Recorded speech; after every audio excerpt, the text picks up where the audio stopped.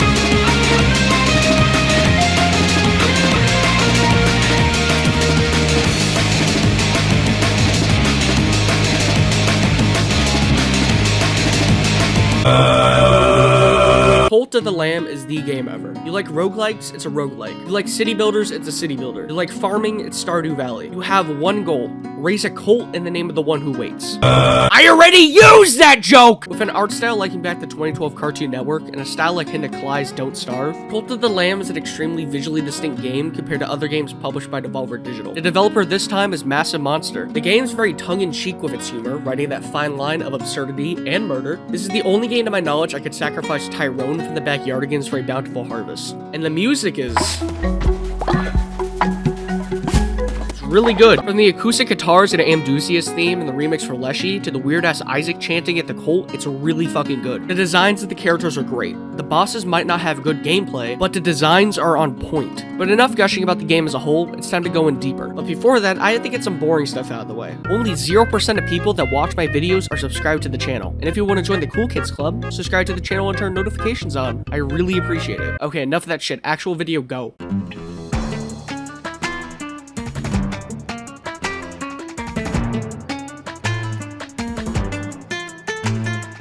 In this title, there's two main gameplay styles that are connected with each other. There's cult building, and then there's Holy Crusades.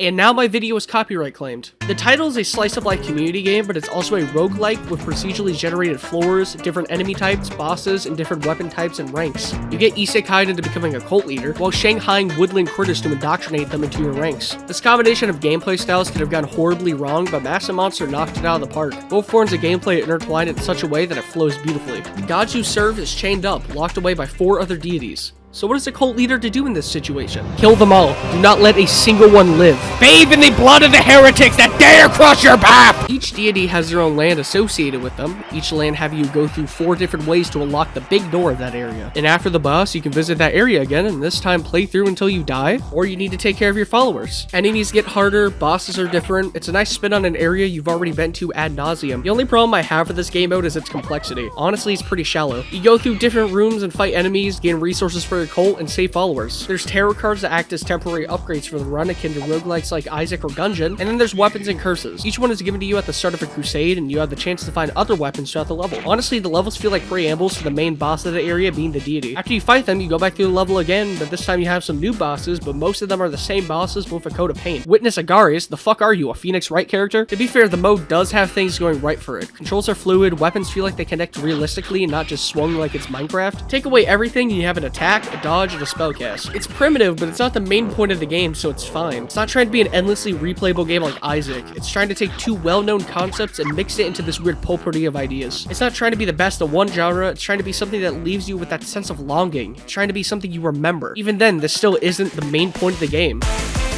There is no ethical consumption under capitalism. In between crusades, you head back to your cult where you cook food, form sermons, indoctrinate new recruits, and summon the Antichrist. Your followers are a glorified management simulator where you tell them to do specific things, automating most of the cult. You start from nothing to having people do things for you. You start your cult by clearing the area, cooking food, the basics, but then eventually you're just watching as your flock takes care of itself. Sure, you still have to feed them and clean their shit, but besides that, it's nice to see your flock taking care of itself. Rituals are an easy way to increase their faith in you. Most, if not all of them, require items found while crusading, which entangles both game modes together even more. Let's say you don't want to crusade. You don't want to clean your followers' shit. Well, you know, just head on south and go fishing. It's a fishing minigame. What more could you ask for? It's just like Stardew Valley, which, you know, is good. Let's say, you know, you don't like Stardew. You don't like fishing. There's also Knucklebones.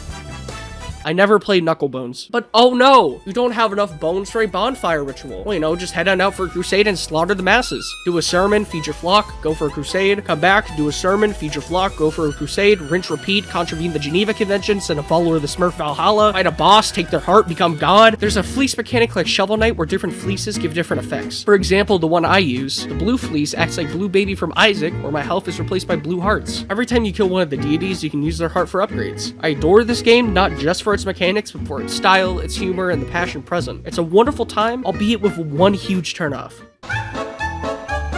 The game gives you no reason to replay it, which I know makes no sense considering half the game is a roguelite. Cult of the Lamb is a game you play through once, do everything there is to do, and then not touch it for years. It's a great game, but it doesn't have enough replay value. I beat 2 of the deities in around 3 days. This isn't really a problem, as even with the length of the title, Cult of the Lamb will stick with you for years after you beat it. I will not spoil the ending because it just came out, but Cult of the Lamb has one of the most predictable endings known to man. If you know what it is, do not fucking spoil it in the comments, I will crucify you on the spot.